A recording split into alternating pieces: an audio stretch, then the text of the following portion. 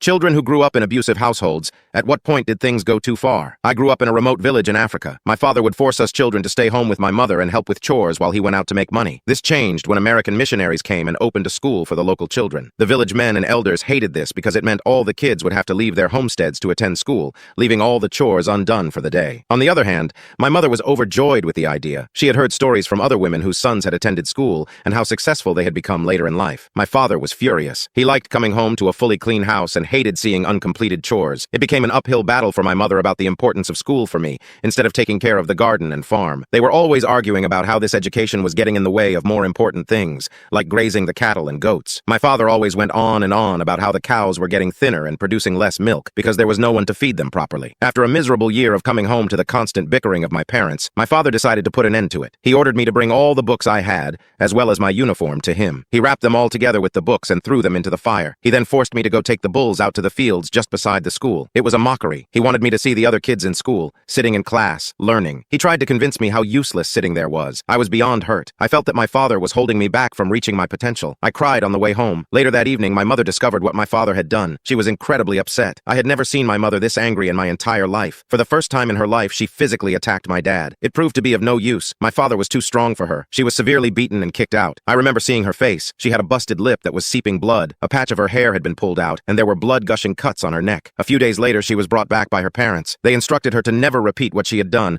or else she would be kicked out for good. My grandparents also threatened to abandon her if it were to happen again. Things went back to how they were before. I was back to herding livestock and plowing the farms. I was beyond depressed, watching other kids in my town get the privilege of going to school. While they were gaining knowledge, I just sat there awkwardly, dying inside with envy. That is, until one night. I had just come home when my mother called me, and by her demeanor I could tell something was off. She was sweating and shaking. She instructed me to take a bowl, fill it up with milk, and bring it to her. I did as I was told, but after handing it to her, she turned around and started vigorously shaking the bowl. I saw that she placed a drop of some sort of dark purple substance inside it. She handed it to me and asked me to take it to my father after the milk inside had settled. Being unaware of what was in the milk, I took it to him. After that, I went about my business of farming. I was alerted by a loud wail from the back of the room where I used to sleep. I ran outside, and there was my dad. He was on the ground, my mom standing right beside him, hurling curses at him. He was stiff. His eyes were yellow. He was foaming at the mouth, and he had soiled his pants. At that point, he and I knew what was going on. With his last remaining spurt of energy, he cried out in his native language, "My son, you have just killed me." He died and was buried a few days later. The next day, I went back to school. When I was leaving, my mother whispered to me, "It was for the better, my son." I took that as a sign of keeping the secret between us. Throughout my life, I've never talked about it. My mom is now old, but I still cry whenever I think about what she had to do for me to have a different life.